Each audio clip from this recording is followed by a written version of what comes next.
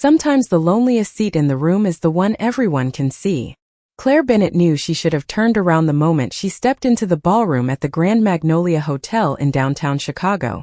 The crystal chandeliers hanging above the dance floor looked like something out of a movie she could never afford to watch twice, and every woman in the room seemed wrapped in silk, diamonds, and confidence. Claire stood near the entrance for a second too long, clutching the small hand of her 8-year-old son while trying not to smooth the wrinkles out of her navy blue dress for the 10th time. Noah looked up at her with those wide gray eyes that always noticed when she was nervous. "Mom," he whispered, tugging lightly on her hand. "It's really big in here." Claire forced a smile. "Yeah, buddy. Bigger than the Olive Garden, huh?" Noah grinned at that, and for a moment she felt herself breathe again. Then she heard her cousin Vanessa's voice across the room. "Claire, you made it." Vanessa Harper crossed the ballroom in a white satin bridesmaid robe, already halfway through her makeup and champagne. Her smile looked practiced, stretched thin around the edges the closer she got. Claire leaned in carefully for a side hug, aware of the cheap perfume she'd sprayed in the parking garage 10 minutes earlier. "Wouldn't miss your big day," Claire said softly. Vanessa's eyes dropped quickly toward Noah and then toward the gift bag in Claire's hand, the small one she'd bought from Target after comparing prices for almost 40 minutes. "Right," Vanessa said. "Listen. There's been a tiny seating adjustment." Claire felt her stomach tighten immediately. "Oh." Vanessa lowered her voice. "Some of the partners from Preston Capital confirmed last minute, and we had to move a few people around." Claire nodded slowly, pretending not to notice the way Vanessa avoided eye contact. "That's okay. Perfect." Vanessa pointed toward the back corner of the ballroom near the swinging kitchen doors where waiters rushed in and out carrying trays. A tiny round table sat there alone with only 2 chairs beside a stack of folded high chairs. "You'll be over there." Claire stared for half a second longer than she meant to. Not near family. Not near the bridal party. Hidden beside the service hallway like an afterthought. Noah looked confused. "Mom, are we sitting by ourselves?" Before Claire could answer, Vanessa gave an awkward laugh. "It's just temporary until we figure a few things out." Claire swallowed the lump in her throat so hard it hurt. She had heard those words before. Temporary. Figure things out. Just for now. That was what her ex-husband said before moving out. What the bank said before shutting off her credit card. What her landlord said before raising the rent another $400 a month. Claire forced another smile because humiliating things somehow always felt worse when your child could see them happening. "No problem," she said quietly. Vanessa exhaled with obvious relief. "You're the best." Then she disappeared back into the crowd before Claire could say another word. Noah squeezed her hand tighter as they walked toward the lonely table in the corner. Claire kept her chin up even as conversations softened around her.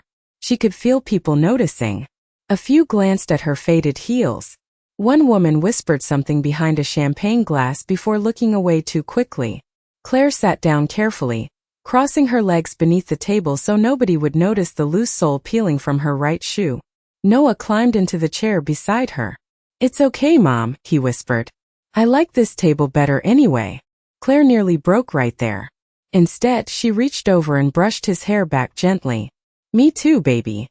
But across the ballroom, seated completely alone at a table near the dance floor, a tall man in a charcoal suit had been watching everything from the moment she walked in. And when a wedding coordinator suddenly hurried toward Claire's table with panic written across her face, Ethan Calloway finally set down his glass. The wedding coordinator stopped beside Claire's table so abruptly that one of the water glasses rattled against the silverware. She wore a headset, carried a clipboard against her chest, and smiled the kind of tight smile people used when they were already irritated before speaking. "Hi there," she said quietly, though not quietly enough. "I am so sorry, but we actually need this table cleared for staff staging." Claire blinked once. "Staff staging?" The woman nodded quickly. "Yes, ma'am. The servers need more access space during the reception transition." Claire looked around at the dozens of empty spaces still scattered across the ballroom. Even Noah noticed it. "But there are other tables," he said innocently. The coordinator's expression stiffened for half a second before returning to professional politeness. "I know, sweetheart." Claire could feel heat crawling up her neck now. The kind that starts behind your ears when embarrassment arrives faster than dignity can catch it. "Where are we supposed to go?" she asked softly. The woman hesitated. "We are trying to work something out." Trying. Again that word. Claire glanced down at her purse sitting on the floor beside her chair. The zipper was broken, held together with a tiny gold safety pin she hoped nobody would notice. She suddenly wished she had never come. She should have trusted the instinct she had in the parking garage while sitting in her 12-year-old Honda Civic staring at the glowing hotel entrance for nearly 10 minutes. But Noah had been excited to wear his little tie. And some part of Claire still believed family invitations meant something. Around the room, the wedding guests had begun pretending not to watch. That was always the cruelest part. Not open judgment. The fake politeness. The careful avoidance of eye contact so nobody had to acknowledge what was happening. Claire reached for her son's hand beneath the table. "It is okay," she whispered. "We can just leave after dinner." Noah frowned. "But we have not even had dinner yet." Before Claire could answer, a deep voice cut through the tension from several feet away. "Then they can take my table instead." The room seemed to pause for half a breath. Claire turned slowly. The man she had noticed earlier near the dance floor was now standing beside his chair, one hand casually resting in his pocket. Close he looked even more striking. Tall. Broad shoulders. Dark charcoal suit tailored perfectly. Not flashy. Expensive in the quiet way rich people often were. His expression remained calm, almost unreadable, but his eyes stayed fixed on the coordinator. "Sir," the woman stammered immediately, "that will not be necessary." "I think it is," he replied. His voice was even controlled, impossible to argue with. Several guests nearby had started whispering now. Claire noticed the instant recognition spreading through the room before she understood why. One older man near the bar nearly straightened his entire posture. A bridesmaid stopped mid-conversation. Even the wedding planner suddenly looked terrified of saying the wrong thing. The stranger stepped closer to Claire's table. Noah looked up at him with open curiosity. "Hi," the boy said quietly. The man's serious expression softened just enough. "Hey, buddy." Then his eyes lifted toward Claire. "You can sit with me instead." Claire froze. "Oh no. That is really not necessary." "It is fine. I do not want to cause problems." One side of his mouth moved slightly, almost a tired smile. "Looks like the problem's already found you." Claire let out the smallest breath of nervous laughter before she could stop herself. The coordinator quickly stepped aside, clearly relieved someone else had taken control of the situation. The man pulled out the empty chair beside his own table near the center of the ballroom. "This seat is empty anyway," he said. "You should use it." Claire stared at him, confused more than anything else. Men like him did not notice women like her. Not in places like this. Especially not publicly. "Why are you doing this?" she asked quietly. His gaze held hers for one long second before shifting toward Noah. "Because your son should not have to watch people treat his mother like she does not belong in the room." And somehow that hurt more than the humiliation itself because it was the first honest thing anyone had said to her all night. Claire stood there for another second, completely unsure what to do with the sudden silence surrounding her. It felt as if the entire ballroom had quietly shifted direction without warning. Conversations had lowered. Heads had turned. Even the servers walking past with trays of champagne seemed more careful now. Noah looked up at her with hopeful eyes. "Can we sit with him?" he whispered. Claire opened her mouth, but no words came out immediately. She was still trying to understand why this stranger had stepped in at all. Men like him usually avoided uncomfortable situations, especially public ones. They definitely did not involve themselves with women who showed up overdressed for their income and underdressed for the room. But there was something strangely calm about him. No performance. No smile meant to impress people watching. He had simply seen something unfair and decided to stop it. That alone almost made Claire emotional. She swallowed hard and nodded once. "Okay," she said quietly.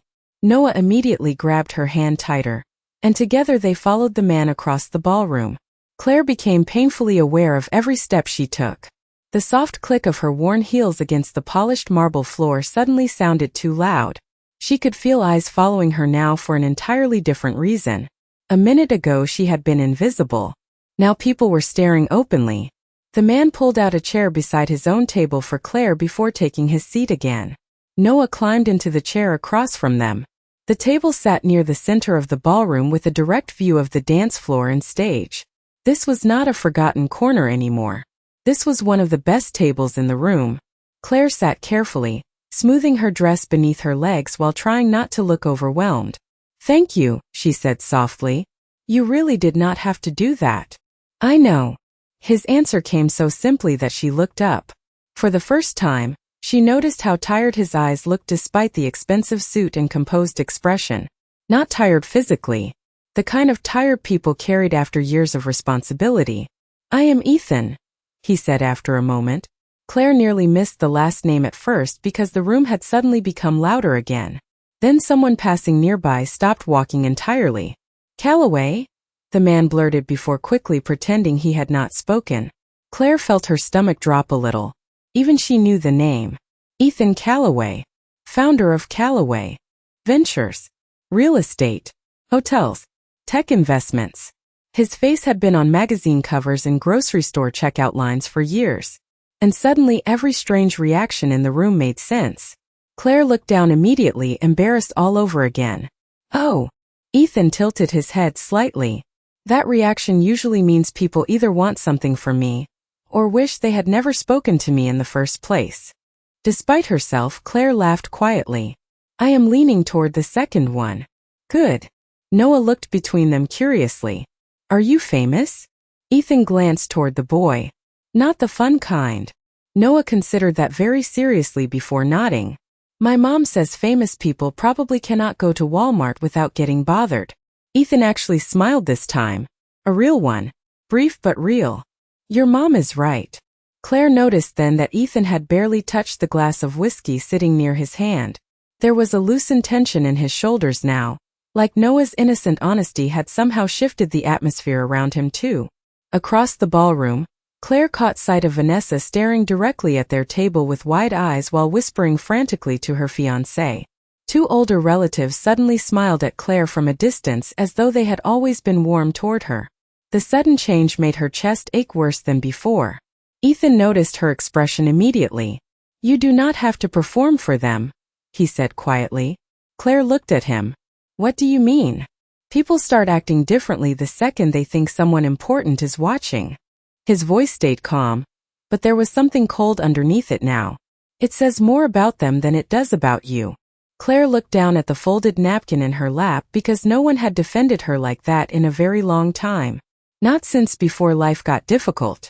Not since before survival became more important than dignity. Then Noah leaned forward across the table and asked the question neither adult expected. "Why were you sitting alone too?" For the first time since she met him, Ethan did not answer right away. For a moment, Ethan simply looked at Noah across the table as though the question had reached someplace most people never got close to. Around them, the ballroom lights glowed warm against polished glass and gold decorations, while a jazz trio near the stage played soft music nobody seemed to be listening to anymore. "That is a good question," Ethan finally said quietly. Noah leaned forward with complete sincerity. "My mom says people should not eat alone at parties." Claire immediately gave him a gentle look. "Noah." "What?" he asked innocently. Ethan let out a quiet breath that almost sounded like amusement. "Your son is smarter than most adults I know." Noah smiled proudly and reached for a bread roll from the basket in the center of the table. Claire noticed Ethan watching him for a second longer than expected before his expression shifted again into something more distant. "I was supposed to come with someone," Ethan answered at last. Claire hesitated before asking. "They canceled." "Something like that." His tone made it clear he did not want to explain further, and Claire understood that kind of silence well. Some disappointments became easier to carry when nobody asked questions about them. Before she could respond, two men in expensive suits approached their table almost immediately. Their entire posture changed the closer they got to Ethan. Smiles too eager. Voices too polished. "Ethan," one of them said warmly, extending his hand. "I did not realize you were coming tonight." Ethan stood just enough to shake his hand once. "Last-minute decision." "Well, we are glad you made it." The second man glanced quickly toward Claire before looking back at Ethan. We would love to schedule a meeting sometime next week regarding the Denver property deal. Claire instantly recognized the expression on Ethan's face. She had seen versions of it on exhausted doctors at the hospital where she worked reception during overnight shifts. The polite look people wore when they were too tired to keep pretending they enjoyed every conversation. Email my office, Ethan said calmly. The men nodded quickly. Absolutely. Then, as if remembering basic manners too late, one of them finally smiled toward Claire. And you are? Claire opened her mouth, but Ethan answered first. Claire Bennett. Just that. No explanation. No awkward introduction.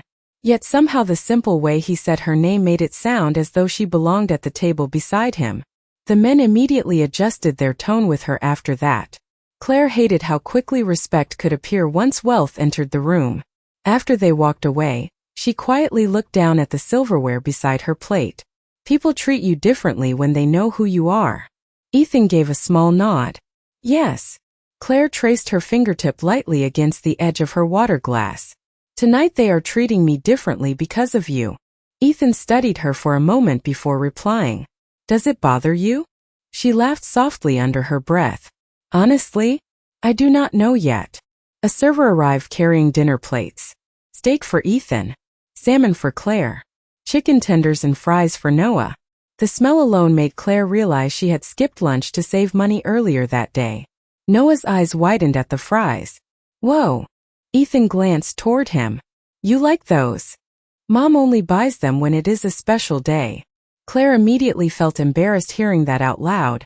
But Ethan did not react the way most wealthy people did when hearing something uncomfortable. No pity. No fake sympathy. He simply nodded once like he understood more than he let people see. Noah picked up one fry carefully before asking, Are you rich or regular rich? Claire nearly choked on her water. Noah. But Ethan surprised her again by laughing quietly. A real laugh this time. Low and brief, but genuine enough to soften the sharpness in his entire face. Definitely rich, he admitted. Noah looked impressed. Cool. Claire covered part of her face with one hand. I am so sorry. Do not be, Ethan said immediately. That might be the most honest question anyone has asked me in years. Across the ballroom, Vanessa was now openly staring at their table while whispering anxiously with her mother. Claire noticed several relatives suddenly smiling whenever she glanced their way. One aunt even waved awkwardly as if they had always been close. The shift was almost painful to watch. Ethan followed her gaze. Briefly, You are thinking about leaving, he said quietly. Claire looked surprised. How did you know? Because every time someone hurts you long enough, eventually you start preparing to leave before they can do it again.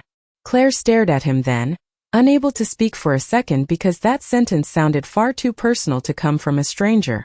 Claire looked away first because holding eye contact with Ethan suddenly felt dangerous in a way she could not explain.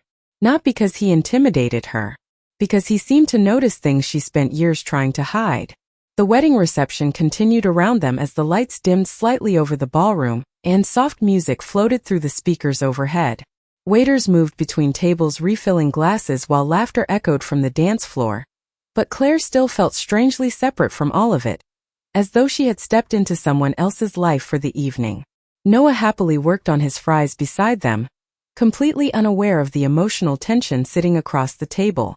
Claire envied that innocence more than anything. You sound like you have experience with difficult people, she said quietly after a moment. Ethan leaned back slightly in his chair. Money attracts a lot of temporary loyalty. Claire gave a faint smile. That sounds exhausting. It is. There was no arrogance in his answer, just honesty. Before Claire could respond, Vanessa suddenly appeared beside the table with nervous energy radiating from every movement. Claire, she said brightly, too brightly. There you are. Claire looked up slowly. 10 minutes ago Vanessa had practically hidden her beside the kitchen doors. Now her entire tone had changed. I have been looking everywhere for you. Ethan remained calm beside her, one hand resting loosely against the table while he watched the interaction without interrupting. Vanessa immediately straightened slightly under his attention. Mr. Calloway, she said with a quick smile.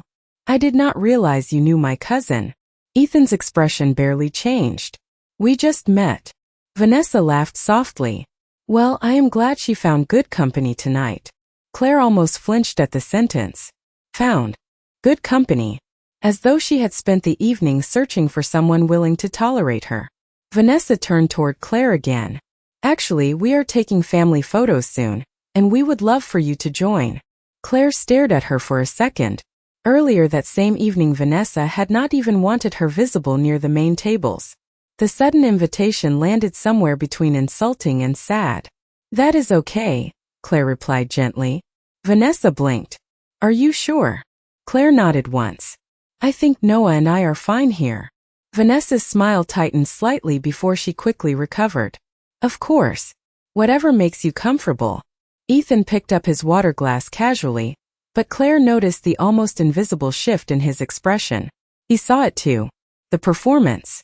The social adjustment. The sudden kindness manufactured entirely by status. As Vanessa walked away, Noah looked confused again. I thought she wanted us far away before. Claire immediately reached for her napkin. Noah. But Ethan answered before she could smooth it over. Sometimes people change when they think someone important is watching them. Noah frowned thoughtfully. That seems fake. Ethan looked at him for a second, then nodded once. Sometimes it is. Claire could not help smiling despite herself. There was something oddly comforting about the way Ethan spoke to Noah. Never dismissive. Never pretending children were too small to understand honesty. A slow instrumental song began drifting through the ballroom speakers then, and several couples moved toward the dance floor.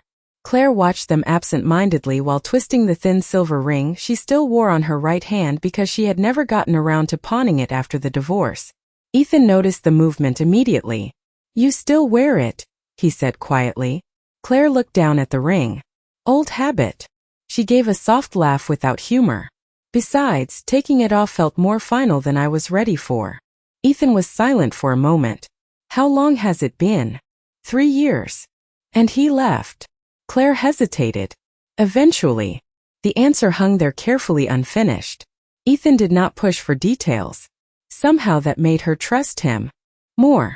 Most people heard single mother and immediately searched for the scandal in the story. Ethan simply listened. Noah suddenly tugged on Claire's sleeve.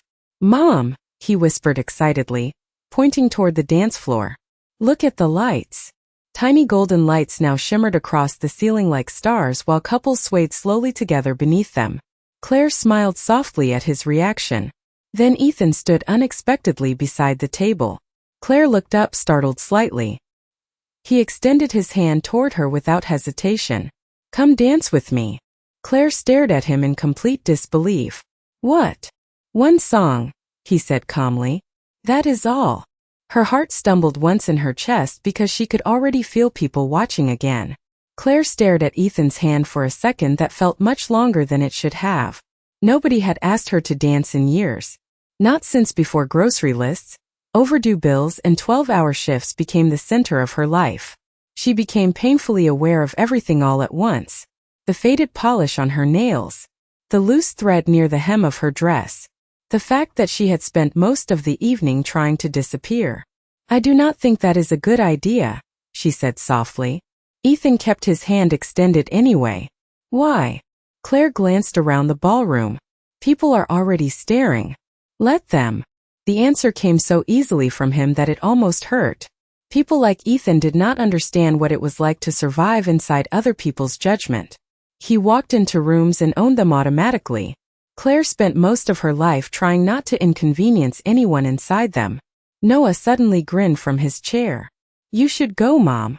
Claire looked at him helplessly. Whose side are you on? Yours, Noah said immediately. You look sad when you sit still too long. The words landed directly in her chest. Ethan lowered his hand slightly but did not step away. One song, he repeated quietly. Claire finally placed her hand in his. The warmth of his fingers caught her off guard first. Steady. Calm. Nothing rushed or possessive about the gesture. He simply guided her gently toward the dance floor while conversations around them softened once. Again. Claire could feel the shift in the room instantly. Curious glances followed them across the polished floor beneath the gold lights overhead. Somewhere near the bar, one woman actually lowered her champagne glass mid-conversation. Ethan, meanwhile, acted as though none of it existed. When they reached the dance floor, he placed one hand carefully near her waist while keeping enough distance to make sure she felt comfortable. Even that small detail surprised her. Considerate men were rare. Wealthy, considerate men probably even rarer.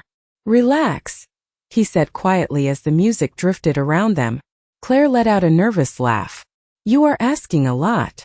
You are standing like someone preparing for bad news." "That is because life usually gives me some." For the first time that evening, Ethan looked directly at her with something deeper than politeness. "Who convinced you that surviving quietly was the same thing as living?" Claire swallowed hard. Nobody had ever asked her something like that before. The song moved slowly around them while couples swayed nearby beneath the dim ballroom lights. Claire became aware of little details she had stopped noticing in life. The softness of piano music. The warmth of another person's hand. The fact that someone was looking at her while she spoke instead of waiting for their turn to talk. "Honestly," she admitted quietly, "I think life did." Ethan studied her expression for a moment. "No," he said gently. "People did." Claire looked away before he could see the sudden emotion in her eyes. She hated how close tears always sat lately, like exhaustion had worn her defenses too thin. "I used to be different," she admitted after a long pause. "Before Noah. Before the divorce. Before everything became about getting through the week." Ethan's voice stayed calm. "What happened?" Claire laughed softly under her breath. "Real life." She hesitated before continuing.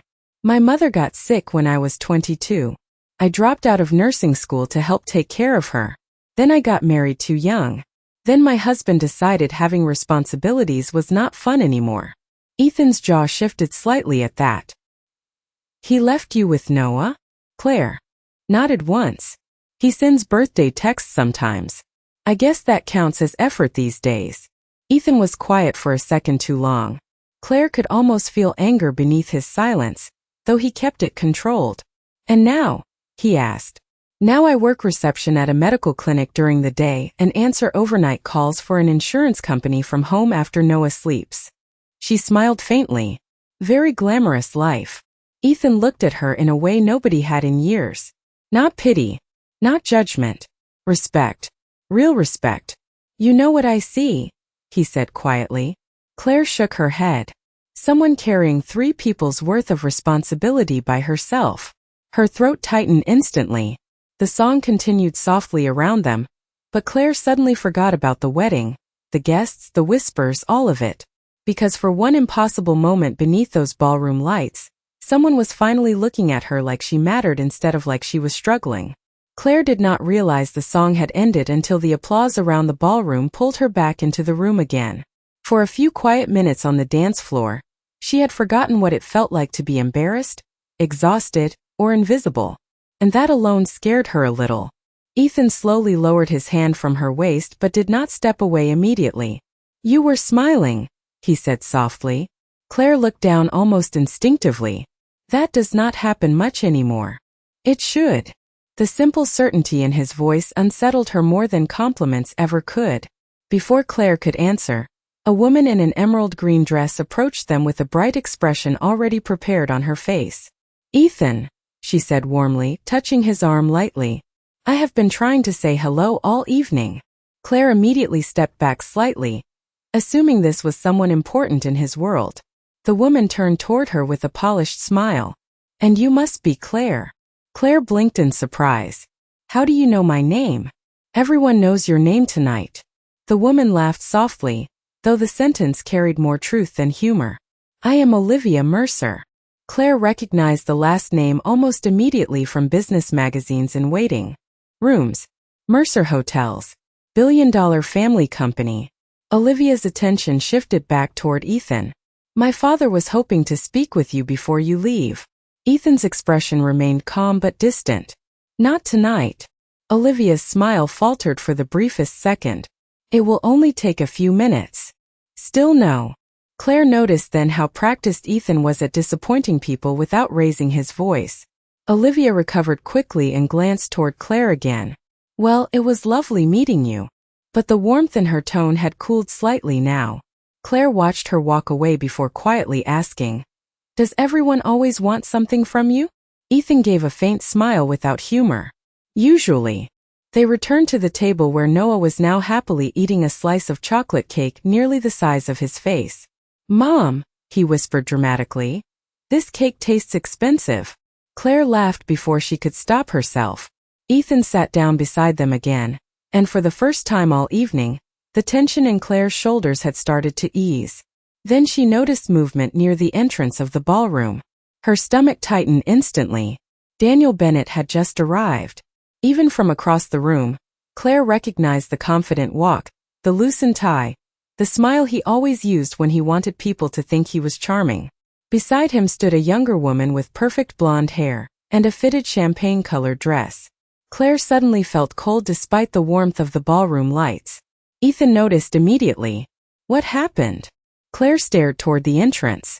My ex-husband just got here. Ethan followed her gaze quietly. Daniel laughed at something his date said before finally noticing Claire near the center tables. The smile on his face disappeared for half a second in visible confusion. Then his eyes shifted toward Ethan beside her, and his entire expression changed again. Calculation. Surprise. Disbelief. Claire looked down quickly, already bracing herself emotionally. She hated that he still had the power to affect her mood after everything. You do not have to talk to him, Ethan said calmly. Claire forced a small breath out through her nose. Unfortunately, Daniel thinks every room belongs to him. As if summoned by the sentence itself, Daniel began walking toward their table with his date following beside him. Noah immediately stopped eating cake and looked nervous. Claire reached for her son's hand under the table without even thinking about it. Daniel arrived wearing that same familiar smile Claire used to mistake for confidence instead of selfishness. Claire, he said smoothly. Wow. I almost did not recognize you. Claire knew exactly what that meant. You look better than I expected your life to look. His gaze shifted toward Ethan. And you are. Ethan stood slowly from his chair, tall enough that Daniel's confidence visibly weakened almost immediately. Ethan Calloway. The color drained slightly from Daniel's face. Even his date looked stunned. Claire watched the realization hit him in real time. Suddenly the man who once made her feel small looked deeply uncomfortable standing beside her. Daniel recovered quickly, but Claire knew him well enough to notice the crack in his confidence immediately. Men like Daniel depended on controlling the atmosphere around them, and for the first time in years, he no longer had control of hers. Right, he said with a forced laugh, adjusting his jacket. Ethan Calloway. Of course. His date suddenly straightened beside him, clearly realizing this was no ordinary introduction. Ethan gave a polite nod but nothing more. No effort to impress. No invitation for conversation. Daniel looked back toward Claire with narrowed curiosity. Small world. Claire almost smiled at that. Daniel used to call her dramatic whenever she noticed the way he changed personalities depending on who stood in front of him. But tonight she could see it perfectly. The version of him facing Ethan was not the same man who forgot Noah's school conference last month because he was too busy. Noah looked up carefully from his chair. Hi, Dad. Daniel glanced down at him. Hey, buddy. Then almost immediately his attention drifted back toward Ethan again. Claire felt something heavy settle in her chest. That was the exact problem. Noah always came second to whatever impressed Daniel most in the moment. Ethan seemed to notice it too because his expression cooled slightly. Daniel cleared his throat awkwardly. So, you two know each other, how? Claire opened her mouth, but Ethan answered first. We met tonight. Daniel blinked once, confused. Tonight? Yes. The silence that followed somehow made Daniel even more uncomfortable. Claire watched him trying to piece together how a woman he once dismissed could possibly end up sitting beside one of the most powerful men in the country. It was almost painful watching his ego struggle to process it. His date finally smiled toward Claire. I love your dress, by the way. Claire looked at her kindly because unlike Daniel, the woman seemed genuinely sincere. Thank you. Daniel glanced around the ballroom before lowering his voice slightly. Claire, can I talk to you for a second? Every instinct inside her tightened immediately. Years of difficult conversations in parking lots, apartment kitchens, and courthouse hallways had taught her exactly how that tone usually ended. "You can say it here," she replied calmly. Daniel forced another smile. "Come on. It is private." Ethan reached for his water glass but said nothing. He did not interrupt. He did not rescue her. Somehow that mattered more. He was letting her choose her own dignity instead of stepping in like a hero. Claire slowly sat straighter in her chair. "No," she said quietly. Daniel looked surprised. "No." Claire met his eyes fully now.